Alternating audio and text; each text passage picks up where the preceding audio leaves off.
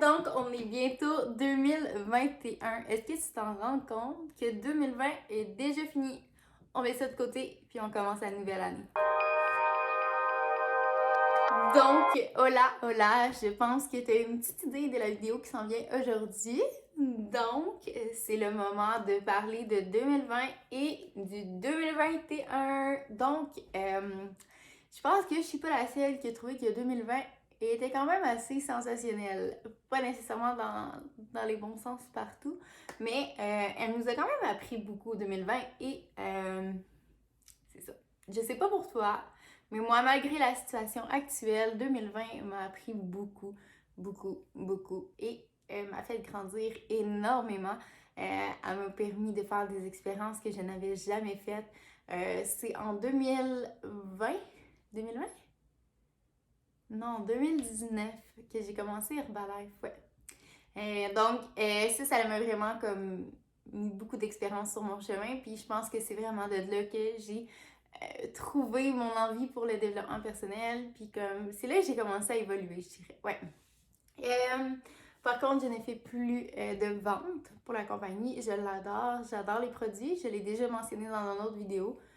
Mais la santé et nutrition, ce n'est pas pour moi. La santé intérieure, ça, je pense que oui, parce que justement, je pense vraiment que quand tu te sens bien à l'intérieur, c'est comme ça que tu es capable de donner plus. Fait qu'on n'embarquera pas dans un gros sujet sur ça, mais c'est ça, comme je l'ai déjà mentionné dans une autre vidéo, je crois bien avoir trouvé une voie que j'aime vraiment beaucoup. Fait que c'est ça. Donc, 2020 m'a vraiment permis de me connaître, puis de dire non à des choses que je ne voulais pas, puis de dire oui à des nouvelles opportunités, des choses que je n'aurais peut-être pas faites avant. Fait qu'il faut tout un oui à un moment donné pour pouvoir voir que dire oui à des opportunités, des fois, ça peut nous apporter très loin. Fait que c'est ça, moi, 2020 pour moi a été quand même génial. J'ai fait mon voyage à Cuba. La première fois, je dirais que je pars vraiment plus comme sans ma famille ou sans l'école. Je suis partie avec ma cousine. Fait que c'est ça. Et là, dans le fond, ça l'a ouvert la porte et je repars cette année même en espérant là, que les billets, ben, les aéroports ne ferment pas. Fait que c'est ça. J'ai vraiment... J'aurais plein de choses à dire sur 2020. Je trouve que pour moi, ça a vraiment été une année fabuleuse. J'ai rencontré mon copain également en 2020, donc c'est sûr que c'est une grande partie de ma vie maintenant, puis je suis très bien dans cette relation-là. 2020 m'a apporté aussi beaucoup de changements, je dirais vraiment plus des côtés changements là, intérieurement et de couleur de cheveux aussi, là, une fois de temps en temps, mais ça, ça a resté comme ça, c'est moi. Bon, arrêtons de parler de moi maintenant, puis pourquoi que je te parle de ça, c'est que j'ai vraiment envie que toi aussi tu le fasses. Pense à ton année 2020, puis rappelle-toi comment est-ce que ce n'est pas si pire que ça finalement. Je sais pas pour toi, mais moi je commence à travailler à domicile. Il y en a qui sont en vacances, puis ils veulent pas des vacances, parfois ça fait du bien. Oui, peut-être que c'est des trop longues vacances. Oui, peut-être qu'on peut pas faire autant de choses que à la normalité dans des vacances. Mais ça reste quand même que tu as du temps pour prendre pour toi. Puis ça, souvent, il y en a donc qui chialent, qui n'ont pas le temps de prendre du temps pour soi. Ben là, c'est le moment parfait pour que tu puisses le faire. Fait que fais-le. Mets-toi en plan des objectifs. 2021 arrive très bientôt. Donc, pourquoi pas justement faire en sorte que 2021 soit plus extraordinaire. Qu'est-ce que tu peux faire que tu préfères autant maintenant en tant qu'en confinement, autant que si tu recommences le boulot et tout. Mets-toi des objectifs à faire, mets-toi des visions que tu veux atteindre, soit dans l'année, soit après 6 mois, soit pour les années à venir aussi également.